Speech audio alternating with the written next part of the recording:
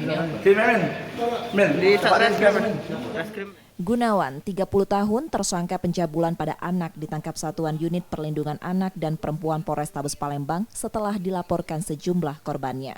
Hasil pemeriksaan sudah melakukan kejahatannya itu selama 2 tahun yang korbannya mencapai 18 anak.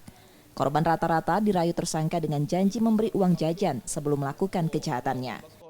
Korbannya anak-anak, rata-rata umurnya masih 10 tahun, yang baru terdatakan hasil interogasi awal dengan pelaku itu sekitar 15 orang anak-anak sekitar komplek tempat dia tinggal.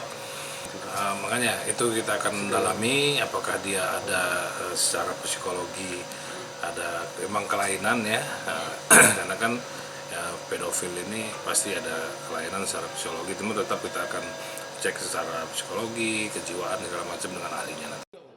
Tersangka kini ditahan di tahanan Polrestabes Palembang untuk proses hukumnya. Yudi Kiswanto, Kompas TV, Palembang, Sumatera Selatan.